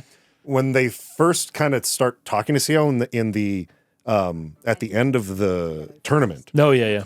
There's a moment where she's like, "Oh my gosh, what happened to you guys?" And there's like this moment where it pushes into Gustav, and he's like, "Well," and it's like starting to get kind of depressing. Yeah. And then Lune interrupts and says, "We don't have time for this. Like, we got to go back to Golgra." And he kind of like, "Okay, I guess we'll not talk about it. I'll fill you in on the details later." I like that. But the idea they're setting up there, although that was kind of a humorous moment, was that Gustav's kind of embarrassed to talk about the fact that he got to that point, right? Yeah. That he got to a point where he was so hopeless that he was going to kill himself. Yeah. So he's kind of dancing around that in the camp scene between them two. Right. Before we found you, I kind of, had this thing where things were kind of, I didn't realize. I love how Gustav talks. He can't say sentences. And she goes, "It's okay. Luna already filled me in. No. Like, she already told me." So she understands what happened with him in terms of his near suicide. And then they start talking about what happened to her in similarly kind of dancing around the subject kind of ways with this drowning incident. And the fact that this guy, Esquier, knows about that. Right. How does he know that? So they kind of put a point on the fact that she is shocked and just has no idea what to make of the fact that Esquier somehow seems to know this. Right. Never met this thing before. How does he freaking know that? And why would he bring that up as the first thing he freaking says to me? Esquier is great. Yeah. Esquier is great. Once again, very gestural-like in ways, but different from the gesturals in other ways. I don't even know that I could put my finger on it. Yeah. The gesturals are an amalgamation of almost like random silliness. But what's his name? Esquier. Esquier seems to have gotten some of that as well, especially in the fact that he is extremely powerful and extremely capable of doing a great many things. But for whatever reason, he says he needs a rock in order to do. It's his favorite pet rock, right? Yeah. And if I don't have the rock, I can't fly, I can't swim, I can't do all these other things unless I have the proper rock. And so it's like, what? And it's funny too, because later on, you watch him kill one of the giant Nevrons. You watch him just single-handedly fly right through, Birgit, and just like, boom, tear it to pieces, like Sonic Boom style. He's flying. And then he's just like, "Oh, but you're much too heavy. I could never carry you, not without Flory." Yep. Or the name Sorry, of or his rock, all of his funny Flory. rocks. So we need to get the rock from his friend who is... Because, I love this too. He references it as his arch enemy. My arch enemy. And they're like, "Oh, we're going to have to like go across the freaking the continent to whole find him." Like, continent. "Oh, he's just right there." But what's funny is that then we get there, we defeat, the crab rock thing, and then we get the rock, and then which is really funny. Francais. Yeah, right? Francois. Francois. That's just a his name. really funny scene too, where it's like, I'll get you for this, but he can't move like anywhere. Yeah. And so we bring it then back to Esquier, but we still do actually have to go to like difficult places to actually be able to use Esquier, because it turns out that was a fake, right? That wasn't the real rock. The real Flory. So it's like, oh, great. The real Flory is in I keep forgetting the name of it, the area. There's something wave caves or rocks or wave rock, whatever it is. The final area you have to go to. They got to go find it there. I think Francois says something like, "Oh, it's like it's over there. It's in some other place." Like he like tricked us or tricked Esquier or whatever. So that's why they go there, because they're going to go get this rock so that he can swim them across the ocean. We can't do it without the rock. We need it. I'm going to come back to this thing about Esquier and his rocks when we get through the last part of this, and he has a conversation with Verso, because there's actually something I think really key thematically to the game about Esquier and his rocks. So I'm just very good. marking this because I can't forget to mention it, because it's like the thing that I think stuck out to me more than anything else in Act 1 thematically, as far as our analysis of the game, was Esquier's relationship with his rocks and the fact he loses them all the time. So we'll come back to that. But good. I don't think there's anything else left in the caves. Now we're heading into that kind of final area. Yeah, we're right? just moving over to the end. And they come across like a Ferris. Is it Ferris wheel? Yeah, like a Ferris wheel, a giant Ferris wheel. Yeah. And this was hilarious to me that Ciel talks about it in the way that we understand Ferris wheels in the real world. Fun carnival. It's a little carnival thing. People would go there on dates. Yeah. What do you think people did in those little carriages or whatever? And he's like, well, he turns on his like expeditioner scholarship. Yeah. Actually, Expedition 50 or whatever, they built a huge wheel. A wheel to like traverse the world to try to get to a monolith. She's like, what the heck, dude? So, like, it was kind of funny, but then you find the journal of Expedition 50. And that was more or less true. They mentioned the wheel. Yeah. That broke on their way to, like... Dang it, the wheel broke. Now we can't get to I couldn't figure out whether or not that Ferris wheel was the wheel they're talking about or not. I have a hard time believing that. It was funny. But it seems possible. Yeah, I thought that was really funny. So there really was a wheel that was built, whatever that contraption was. And... they tried to use it to like spin their way to the monolith or whatever. Because you and I love it because at this point you realize all the unique ways that people were trying to fulfill these expeditions. Basically, you had the boat that got carried up and then tossed in, but this giant wheel. You're reading a bunch of these diaries as well, and it's like, wow, each expedition had a really unique kind of way that they were going to take on the paintress. We were doing it this way. We're going to go, and of course, Lune kind of talks about like the landing areas were different, but also the entire method was different. It wasn't the exact same thing every time. And they had a giant wheel of sorts that they were using to just like get over the mountains. You know what's funny? They got about up the to that journals? point. The funny about the journals is that they kind of follow the same emotional beats of the plot. So like when the plot is light and silly, the journals are also kind of light and silly. Right, yeah. So when you're in Esquia's cave, the game is in its light silly mode. Yeah. That's the one you referenced last time, I think, or maybe the time before, where the guy was like, "Oh, stupid idiot! Like he didn't tell me that eating these mushrooms, that when he fed them to, was it Francois? Like it's Francois a rock. That's an immortal being that like wouldn't die from the poison. Yeah. So like when we ate it, he's like all pissed, just because like he felt like he was tricked or whatever into eating these mushrooms, and now he's dying, he's losing consciousness, and the whole thing. I mean, it's you could see that exact same death written in a different way that would feel really depressing and dark. Totally. This is the end of our expedition. We didn't even like do anything. I ate some stupid mushrooms and died. Like the way they frame it makes it funny. Yeah. And so like the journals kind of follow that same emotional roller coaster. And then they start getting kind of heavier, more serious as we get into this area. Into those parts, So I thought that was pretty clever. They're matching them up in terms of tone. So that was really well done, I felt. There's also the gestural that actually does look like a chef, more or less, but he's like a daycare gestural. Yeah. And he's like... Sorizo, or I can't remember his name. Yeah, he comes to our camp, basically. And when you first find him, he's just like, hey... Because I think the initial question is, are you lost? And it's like, no, of course I'm not lost. But I just don't know where I am right now. So it was something along those lines, right? And it's like, well, if you want, you can come with us. Okay, but I'm not lost, okay? But yeah, I'll come with you guys. And then as you talk to him, it's like, oh, by the way, I was in charge of like 10 kids and they're all gone. I have no idea where they are. So if you find them for me, just let me know and I'll help you out. So starts a new side quest for the lost gestural children or whatever. Yeah. And as you kind of help him out and go throughout the game and collect these children, he helps you with like cosmetic things. I think mostly is just like hair and hats and whatnot. Mm-hmm. But that's really funny. That's a great part of the game too. Throughout the world, you'll find these little lost gestural children who also don't admit that they're lost. But when you suggest that the chef is at our camp, then they run away and go to your camp. So that's super fun. Good stuff. And then, of course, there is, Mael has more nightmares. This one I didn't say much other than it's just black and white people in a fire, basically. There's a fire, and it's all black and white, and she's just having these images of fire and people in black and white. So fire is really a very emphasized, I'll call it a symbol, so far in the game. Yeah.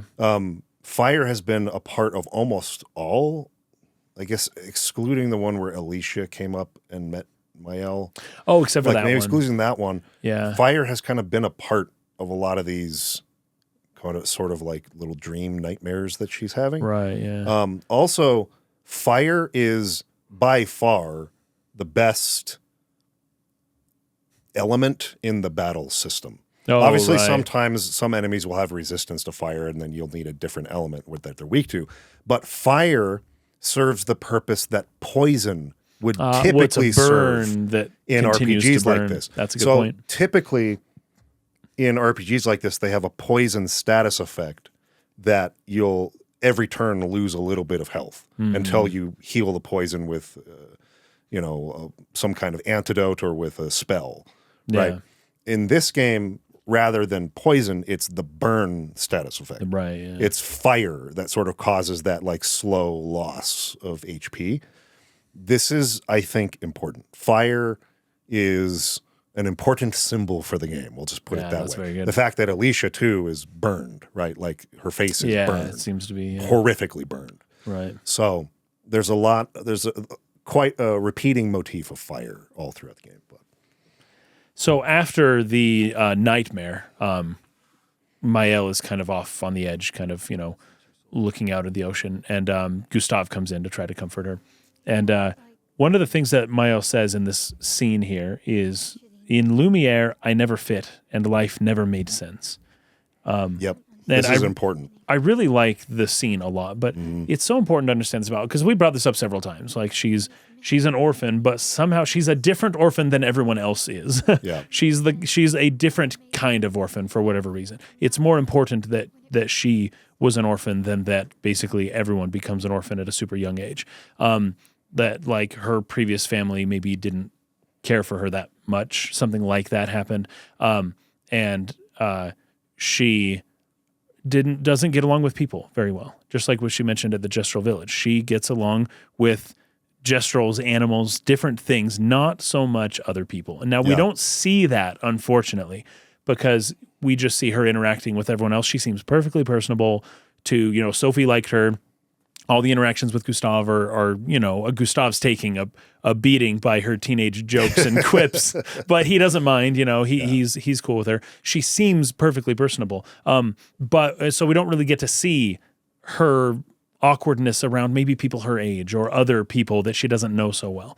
But we are told, at many points in the game, that this is just how she is. She's kind of a little bit awkward, and she doesn't really fit in anywhere. And she's mentioning this again here because we're talking about like her nightmares mostly. Like, oh, you're having nightmares, aren't you? Aren't you? Right. And once again, she's like, I'm in a world that makes no sense. But what she is saying too is, in Lumiere, I never fit.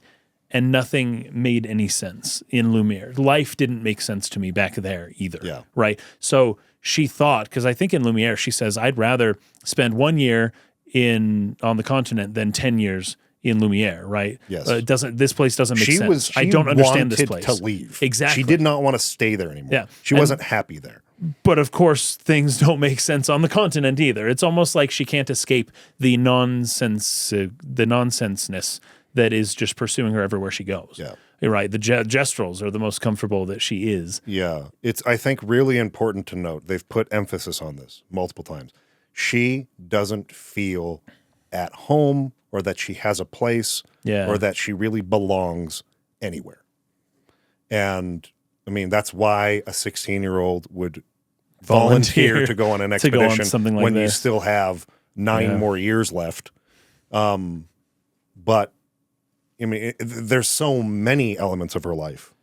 Obviously, being orphaned at a young age, anyone who has been would understand not feeling like you really belong. Right. Maybe the Everyone else has awkwardness parents. if you're, adopted into a new family at first and learning like, do I really fit in with these people?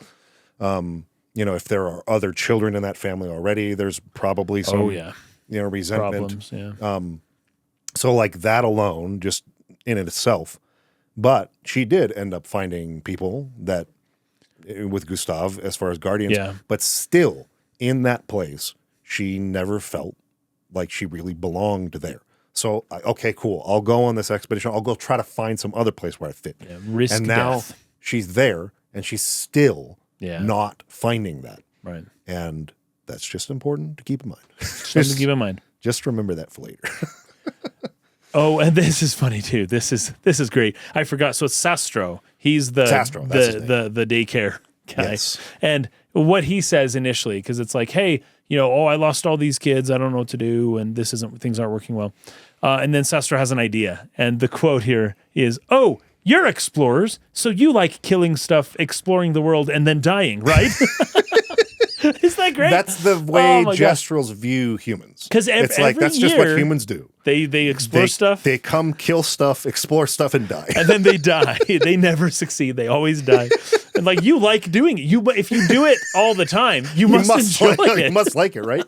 That's the behavior that we see. So that must be like what you're into. I love it. Yeah, that's really fun. Because that also gives a perspective, because we get this elsewhere, maybe in Act 2, but in Act 1, it's mostly just from the Gestrel's perspective. We get an outsider's perspective on the humans. Yeah. And it's worth noting, especially with light to what you were mentioning kind of at the beginning of this episode about Gestrels, it's worth noting that we think Gestrels are ridiculous and but they look at humans and they're just like, what are these guys doing? Yeah. Like, what is their point? What is your deal? You just like show up, you're fighting against some impossible fate, and you just die, and then you do it again the next year. And then you do it again the next year. That reminds me of another one of the journals. I think it was in the Gestrel village. Oh, yeah. Where the guy who wrote it got his like skull cracked open in the tournament. And he was like, what? This was supposed to be like a friendly like competition or something. He like actually killed me, dude. Like, what the fuck? This doctor's useless. He's not helping me. Like, I'm gonna die. That's so funny, dude. It's so good. Oh, but there is some type of like Albert Camus, his idea of absurdism. Yes. There is some, and even with Mael saying nothing makes any sense. Like nothing makes sense. What is the point of all of this? This is ridiculous. Yeah. And you can almost mirror that a little bit to like the world we live in today, and the absurdism kind of like idea of that basically that Albert Camus had. I don't need to explain it all right here, but we talk about it in Nier Automata, when we talk about Nier Automata quite a bit, and probably other places as well. But Albert Camus had this idea of absurdism, that you do live in a world that best is summed up and characterized by the word absurd. And nothing highlights that more than he was into the Greek myths and whatnot. And I remember I read a Greek myth to my kids once. It was the myth of Jason and the Golden Fleece. And at the very end of it, it basically ends with, after, I think, because they end up poisoning the king and convincing the king to kill himself and all that stuff. And then the town kind of turns on them and chases them out. And at the end, I think it's Medea, kind of ends up having to die. Basically, as with many Greek stories, all the mortals just kind of end up dying at the end of the story. And then it goes back up to the gods who orchestrated all this and made it all happen. And they're all just kind of like, well, anyways, on to the next one. And it's like, what was the point of that, right? Yeah. And like, you can draw morals from stories. I'm not saying that doesn't exist. I'm just saying that once you start with the gods, zero down in on the humans, they live their little life, then you go back to the gods, you get this idea of like, things are just happening just because, aren't they? Mm-hmm. And Zeus and Athena and, Juno or Hera, they're just like, yeah, pretty much, like this is just where our wills are arguing against each other and it's all playing out on the ground. And like really no one ever wins and nothing ever happens kind of thing. And so you're getting a lot of that happening here. And a lot of the journals that you talked about and a lot of even what Mael is feeling is probably best characterized and best overcome through Camus' absurdism kind of philosophy of like you live in an absurd world, right? And the sooner you accept that, the better. Instead of trying to like figure out necessarily what the meaning of it all is, but because Camus had this idea that like the meaning is whatever's keeping you alive, right? Everything else is absurd. And I'm not saying that is necessarily the best way or like the proper way to approach life, but it is certainly a good way for some people to approach life, especially in some situations like maybe this one. Okay. Now that you've brought this up, I was going to save this for later, but like it's just too perfect a time to bring it into this conversation. This is exactly how I feel about Esquier and his rocks. Oh, perfect. It's revealed I think so too. by Verso in Verso's conversation with him after the Gustave death scene. Which Verso we will get to, I promise. Yeah, Verso shows up to the camp and he's speaking with Esquier. Yeah. who the two of them go way back. Way I back. think 100 years, yeah. SKA even brings up his name when you meet him in his cave. He's like, Oh, yeah. my friend Verso, like blah, blah, blah, blah. We don't know who that is yet. Right. Anyway, when they're talking, he says, "Oh, you lost your rocks again, huh?" And he says something like, "Are you doing this on purpose?" It's like one of the options you can say to him. You can either say, "I'll go get them for you. It's okay, I'll get them for you," or "You're losing them on purpose, aren't you?" So that's the one I chose, and I think it's great because he says, "I think that like, you're losing these rocks purposefully, like and SKA's response to that is, well, then that means we get to go on more adventures together to find them again. He likes the companionship. He Right. likes, yeah. With a being as powerful as SKA has been shown to be, Yeah. where, this is a level 99 invincible type character. There's not really a true challenge for this character. Right. Yeah, there's nothing that actually threatens it. Yeah. I would say, maybe aside from, obviously the Gamage doesn't affect it, but I don't know, maybe those big Nevrons trying to eat the world or something. If the world got eaten, what would happen to him? I don't know. Sure. I see what you mean. Because he can kill those guys. But he could probably just kill them anyways. Yeah. So the point is, in a being like that, who is eternal, lives forever, and has no actual threats and really no challenges, it could do basically whatever it wants. What is the point? What is the meaning? Right? Because again, we've talked about a lot throughout the podcast so far. Hopelessness is sort of like the enemy of life, because if you feel totally, completely hopeless, there is no reason to live. Right. But on the other side kind of this is this idea of boredom, like total, complete boredom. There is nothing with which you can be challenged in life. Right. There's nothing you can't do, One Punch Man kind of thing, right? Yeah. There's a certain level of like boredom that would feel like what I have termed like true damnation. Oh, sure. Like a stunting of progress, an end to progress, an end to any sort of like forward progression or movement or learning or anything. Right. That's kind of the point SKA is at. And so he has to create reasons. Yes. He has to sort of like make things like, oh no, I lost my rocks again. Let's go out there. Because he values companionship, right? And it's like, but if we solve the thing too early, then you'll leave. Yeah. So he needs to make it hard to get, first of all. Like these rocks aren't somewhere you're just going to find quickly. I want to, be around you longer. And also, I can't do any of the things unless I have my rock. He's made up that rule. That's a made up rule. And it's obvious. It's not like this is not a spoiler. It's just like that's what he made up a rule. Self-imposed. This like restriction. Yeah, restriction or this what is the word I was thinking of? Anyway, it would be a synonym of that, but yeah. Yeah. And he can't do things unless he has that. Why? Because it's constraint. Not That's the word they're a constraint. Yeah. It's not interesting if he just can do everything all the time. So he has created these constraints around himself and kind of in the world. And it is these constraints are primarily guiding people towards him so that he can have companionship, basically. Yeah. That is kind of the purpose there. And I'm also remembering too, and this goes in line with Albert Camus, his work on the myth of Sisyphus, which is an impossible task that one continues to try to do all the time anyways. And that somehow, one must imagine Sisyphus happy, rolling the boulder up the hill all day, forever, for eternity, right? Because who knows? Maybe he actually finds meaning in doing that, right? And that the struggle, while never achievable, is one that can be meaningful, despite ever being persistent and ever being present. And this is Gustav's whole thing of fighting fate no matter what. This is the 67th expedition. As far as like we mentioned before, with the other people viewing humans, they're basically just a Sisyphus species, where it's just we found a new rock. Quick, guys, let's all push it up a hill. And it's almost like the Gestrels see just ridiculousness happening there, but we see it in them as well. Yes. And but we won't acknowledge that we live in absurdism, but we see it all around us. You're absurd, nothing you do makes any sense. But then we don't see it in ourselves. This is so great because I think you are pointing out something that is so true, and now I am thinking must be intentional. I think so. Like the gestrals, the absurdity from our perspective is this endless cycle of fighting and dying and coming back to fight and die and fight and die, live, and die, fight repeat. and die and fight and die, live, die, repeat. The end of tomorrow. The expeditioners, that's what it appears they're doing too. Right. To everyone else. Like, what the heck? And that's exactly what Esquier is doing. Yeah, it's that's right. just an endless repeating cycle of losing the rocks. So, because again,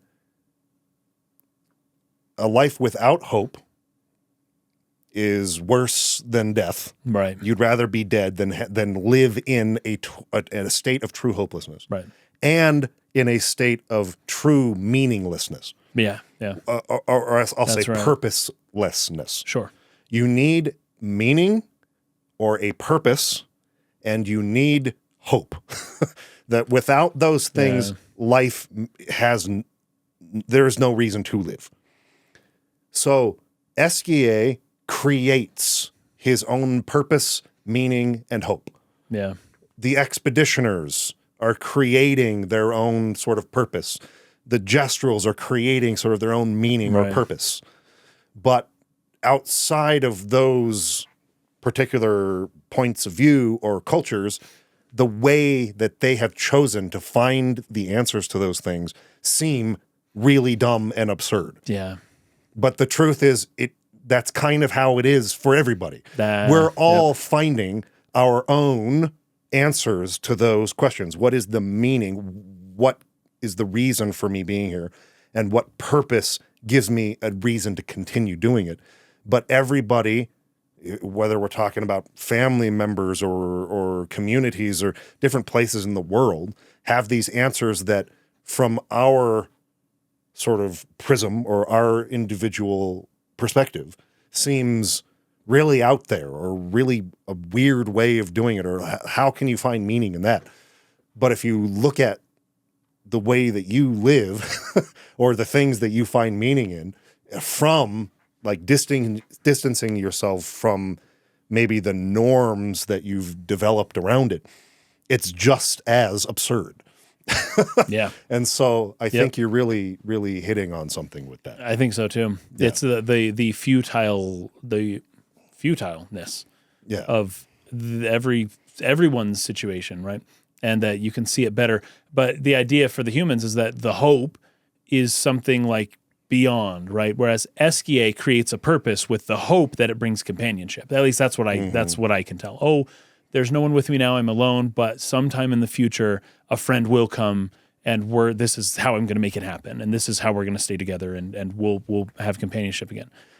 He has seen a lot of people come and go. And so he just, but for the humans, the hope is like something beyond, right? That is, one, not provable, and two, likely entirely an assumption. Doesn't mean it's wrong, but it's just an assumption that there is something beyond there. But the possibility that there might be is the hope that drives humanity to like fight against, fate forever. Because it's like, maybe, I don't know. And Gustav doesn't know. Like, nobody knows what's going to happen. It's like the Joker talking about, like, I'm like a dog chasing a car. I don't even know what I'd do if I caught it. I just get a thrill out of the chase, right? The humans like this idea that maybe there's something and we can fight fate and we can be in charge of our own lives. Oh, wouldn't that be something?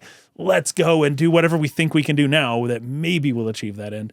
But the hope seems to me to be, I like that you separated those two. They're not the same thing. That the meaning and the hope aren't the same thing. You need a purpose, and that purpose needs to be working for a hope that is beyond it, that lies beyond it in something else. This was also something Nietzsche talked about, right? What was the term? But the idea of it is like, it's the something man. Why can't I remember? Oh, well, there's the last man, but the last man. Yeah. The last man is not about achieving the status of last man. It's about the journey in between where you are and the Oh, I see what the you mean. end goal of being. No, sorry, The no, it's Ubermensch. not the Ubermensch. So last man is Not the weak last man. Yes. The Ubermensch. You're talking about the Ubermensch. The gap between the last man and the Ubermensch. That's right. The point is not to become that. The point is to move. is to strive in that direction. Yes. And you find meaning in between those two things. There you go. Yeah. Right. That's like it. No one ever achieves that, was his point. That kind of applies to this too. Yeah. So. And if somebody did, they'd be the Kwisatz Haderach and start breaking all your plans that got him there. So, gosh, this is great. I really like that, by the way. I think that's really good. I think Albert Camus probably influenced this game a whole ton, as well as Nietzsche and all of that. I think you're right. Just to clarify about Albert Camus' take on the myth of Sisyphus, it isn't that Sisyphus becomes happy in his punishment that was given to him. It's more that he chooses to create meaning in the punishment that he's doing as a means of rebelling against those who punished him. Right? He finds freedom and purpose in the act of pushing and transforming a meaningless task into a rebellious act. And he does that by embracing the absurd struggle. Then we have another nightmare. So this is my next note, is the other nightmare. This is where I don't know if we're going to get to the end of Act 1. We got to. We're dude. already. We freaking have to. I have a lot of notes. I'm sorry. Okay, and they're discussions. They're big discussions. Okay. This poem that Alicia. And my goodness, you're right. We have to talk about this. But here's the thing: we're at 2 hours. This is going to be a whole thing. There's a whole nother thing after it, and then there's a whole nother thing after that. Listen. I don't think we can do a 3 hour. I forgot about how important what she says is here. This poem is beautiful, it's first of all. Unbelievably good. Yes. And what she says, we'll just leave this as the teaser for Okay, let's just read the poem. Let's read the poem, but especially emphasize the last words. Okay. Listen to this, and we're going to break it all down on the next episode. I envy them. Now imagine me saying this in like this garbled, like distorted voice. I envy them, those who cannot see, those who know not that they are not. That's the one. And those who live blithe and free, sins forgotten and thus absolved. I like that. Forgotten equals absolution. Very interesting there. A fresh dawn in their playground, while we live in shadows, swimming in ink. We are but a fragile dream, a singular weed, resisting, ever resisting, that iron dirt, that eternal law. Those who can't see, those who know not that they are not. Do you know? We are fellows. Those who know not that they are not. Those who know not. There's so much good stuff that they are not. That what an interesting little poem sentence. Speech that she gives is so rich with foreshadowing, all of it, and like the meaning of what this game is all about. Listen to this. Okay, we'll break it in. We'll break it down next time. I can't. But it's so relevant to what we're talking about. Yeah. When they say resisting, ever resisting, that iron dirt, that eternal law. This is Sisyphus again. This is pushing the rock up the hill. But they, whoever Alicia is, and she's with the old man here, they don't have that hope. But they're toiling without the hope for whatever reason. I don't know why, but she's like, I don't have a thing to work beyond. I'm just resisting to resist. I don't have like a hope for anything beyond this. We're just doing this cycle over and over, ever resisting this eternal law.